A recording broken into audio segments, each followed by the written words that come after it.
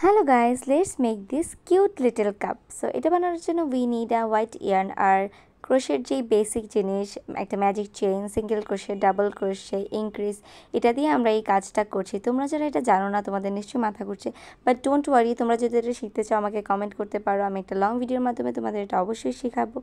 এই ক্রোশেটা আমি শিখেছিলাম লাস্ট ইয়ার, আর তখন আমি প্রচুর ক্রোশে করতাম, but during to my busy schedule I couldn't do this often. But এখন একটু ছুটি পেয়েছি, তাই আমি এটা আবার বানানো স্টার্ট করেছি।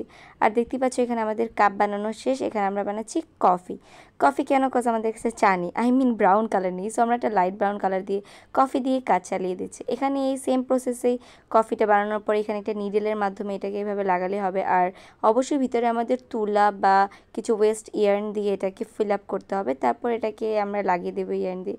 এরপরে এখানে আমি দিচ্ছি চোখ, যেটা নেসেসারি না, বাট আমার মনে হলো চোখ মুখ দিলে খুব কিউট লাগবে। আর look at my mister cute, it's looking super cute. আর এটাকে রিং লাগানোর পরেও এটা আরও বেশি সুন্দর লাগছে। তোমরা জানিও এটা তোমাদের কাছে কীরকম লাগছে। Bye for today.